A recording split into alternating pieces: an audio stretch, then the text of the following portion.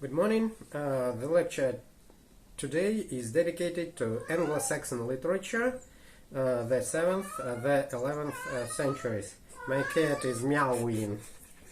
Her name is... Yes, your name is... Yes, your name. Your name is Lapuля. So,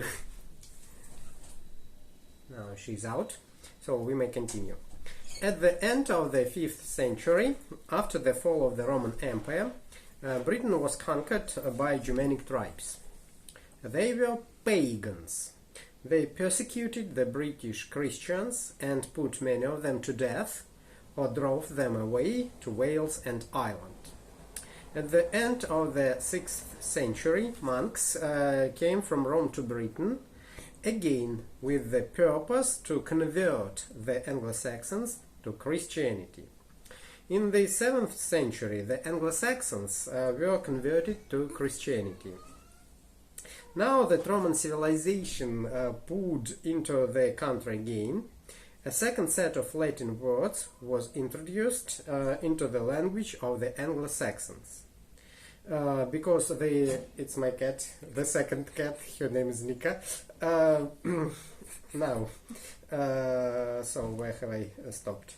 Of the Anglo-Saxons, because the religious books that the Roman monks had brought to England were all written in Latin and Greek.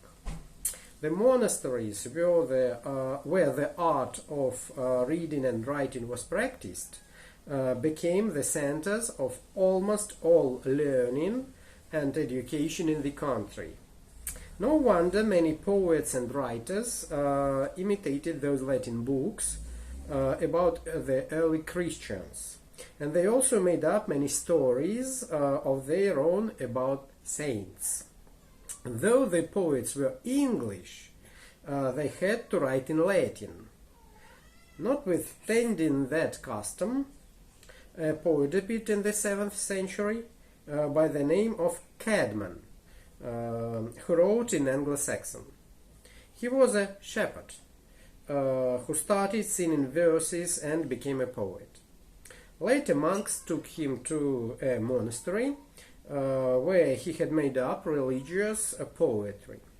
He wrote a poem, The Paraphrase. It tells part of a Bible story.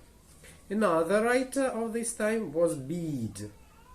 He described the country and the people of his time in his work, The History of the English Church. His work was a fusion of historical truth and fantastic stories. It was the first history of England, and Bede is regarded as the father of English history. Another outstanding figure in English history and literature was Alfred the Great, 849 901, the King of Wessex, the West Saxon Kingdom. He made up a code of law. He tried to develop the culture of his people. He founded the first English public school for young men. He translated the church history of Bede into a language that people could understand, and a portion of Bible as well. To him the English owe the famous Anglo-Saxon Chronicle, which may be called the first history of England, the first prose in English literature. This is a quotation from this Anglo-Saxon Chronicle. The year 793. In this year terrible portents appeared in Northumbria and miserably afflicted the inhabitants.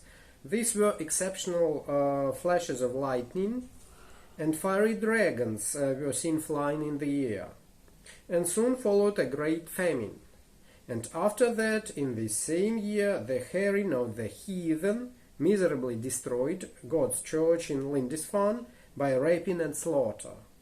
Behold, the church of St. Cuthbert, spattered with the blood of the priests of God, despoiled of all its ornaments. A place more venerable than all in Britain is given as prey to the pagan peoples. The end of the quotation. This entry in the Anglo-Saxon Chronicle heralds the last of the great barbarian incursions to Britain, the coming, again the tale of my cat, the coming of the Vikings. The chronicle was continued for 250 years after the death of Alfred till the reign of Henry II in 1154. And the last part of the lecture is the Danish conquest and its influence on the language of the Anglo-Saxons. When King Alfred died, the Danes occupied the north and east of England. They spoke a language slightly different from the Anglo-Saxon dialects. The roots of the words were the same, while the endings were different. Soon these languages merged with one another, as they were spoken by all classes of society. The language of the Anglo-Saxons took many new words from Danish, particularly those regarding state affairs and shipbuilding. Such words as law, ship, fellow, husband, sky, eel are all of Scandinavian origin. So that's the end of the lecture. Your task will be, the first task is to write it down and to send me the photo of your writing. And the second, to retell the lecture, to record the retelling and to send it to our group ВКонтакте. See you. Bye-bye.